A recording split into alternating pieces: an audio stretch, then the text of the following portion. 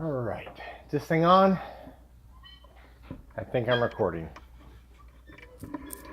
Alright, this is my first attempt at making a YouTube video. I guess you might call it a vlog. I don't know. I just got a GoPro and thought, hey, let's make some fucking videos. But I didn't really know what to make it about.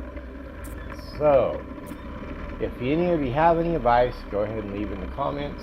There'll probably be absolutely nobody watching this, so I'm probably talking to myself. If you have any criticism, you can keep it to yourself because I ain't gonna listen. I'm pretty stubborn. Anyways, okay, so what we're doing today, I am, later on today, I am going to replace the clutch basket and hub, as well as putting in a new friction plates in, and I'm the new, actually it's not a new hub. I bought a used hub off eBay from a salvage company off a wrecked Sportster that had a couple thousand miles. I am going to go ahead and replace the hub bearing, just because it's only an extra like 20 bucks to put a brand new bearing in there. I've already inspected the hub looks perfect, and actually the bearing that is in there is in tolerance, but I'm going to go ahead and change it out anyways. So what I'm doing today is I wanted to try something before I put the new clutch pack or the new friction pack in. Actually, I got new steel plates too, and a new clutch release bearing. But I'm going switching the clutch release bearing to the 7200B angular single row something bearing. It's supposed to be a little stronger bearing for the clutch release. Anyways, getting off track here. The motorcycle I'm on is a 2009 Harley Sportster. It is the XX883L, which is the low model. I thought it looked cool when I got it, but I am 6 feet tall, and the low model isn't really the best for a tall person. Also, you cannot get any stacked floor jack underneath the low model. I had to build this stupid little like C out of some 2x6s that I put the bike up on one side, and it's the shape of a C. On the other side, I can slide the jack in under and get the bike under. Real pain in the butt. Yeah, let's go, guy.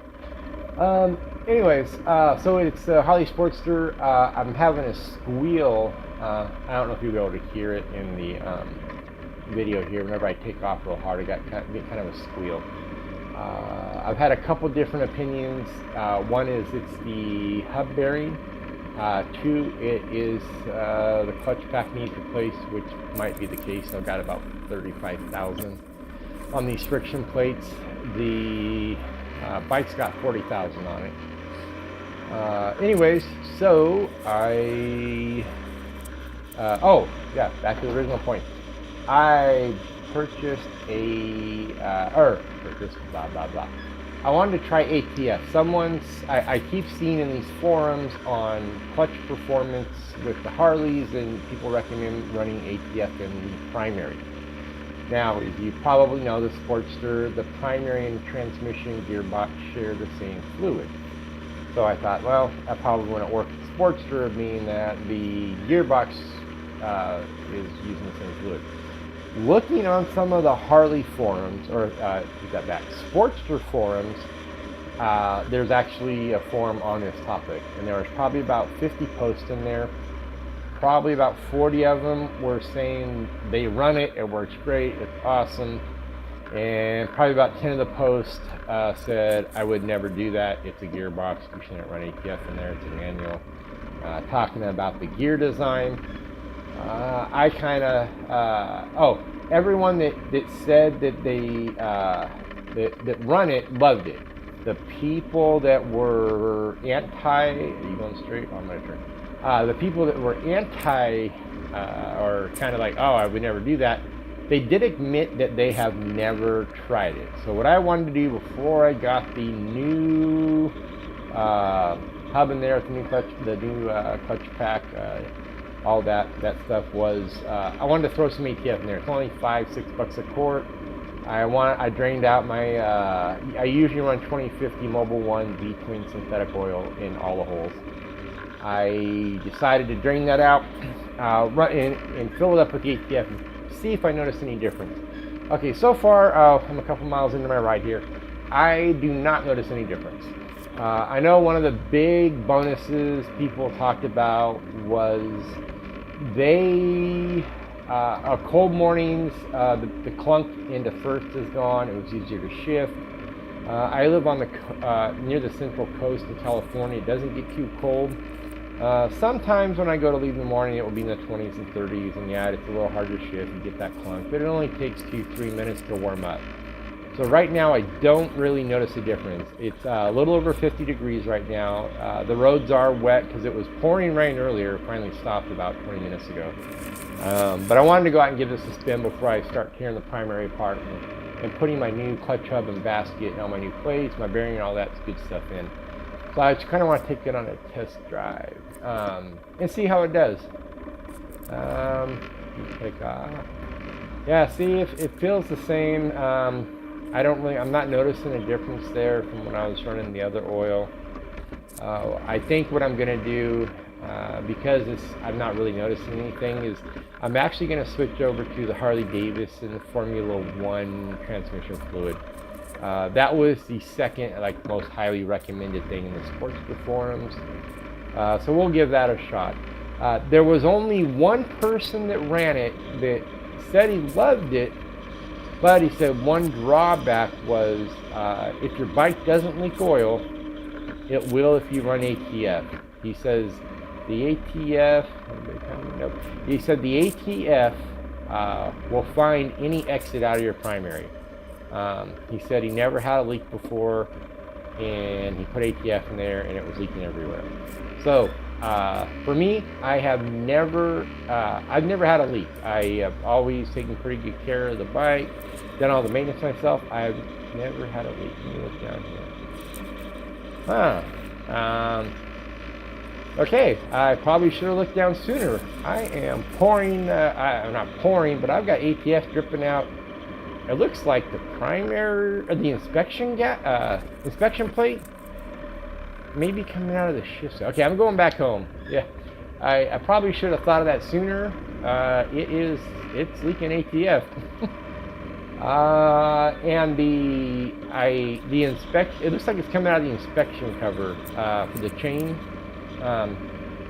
and which is really weird because I've had that same inspection gasket on there for almost 40,000 miles. Just 200 miles ago, I bought a complete primary gasket kit, and it came with the new inspection cover gasket and new inspection cover, the O-rings on the screws, and I replaced all those. So I've only got a couple hundred miles on that gasket, and I've only taken it on and off once. So yeah, it's coming out. I can see it's almost like flowing out.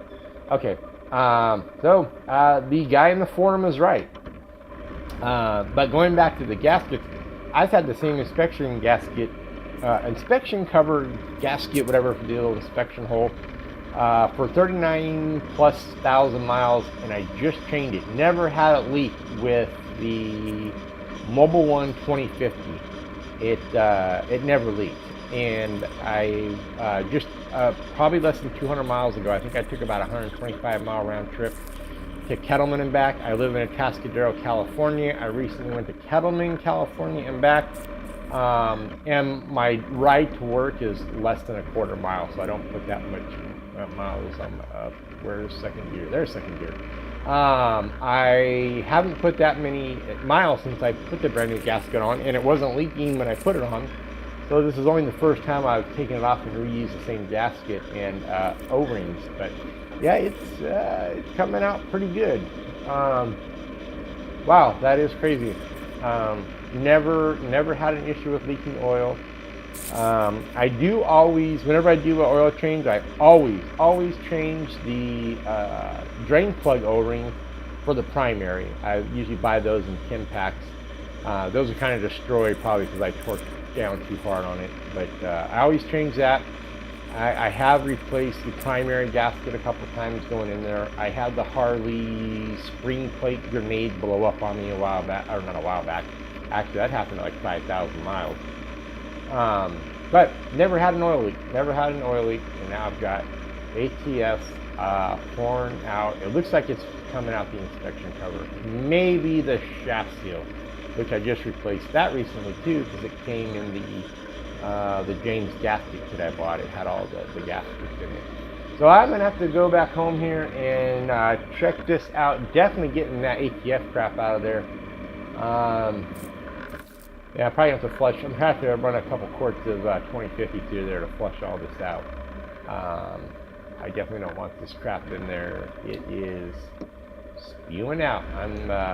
I'll have to see how much is left when I get back home. I don't know, maybe it's the wind. It looks like it's coming out really well. It's on my saddlebag, it's on my rear passenger peg, it's on my shoe, it's on my kickstand. Every time I stop, I see a small puddle under me.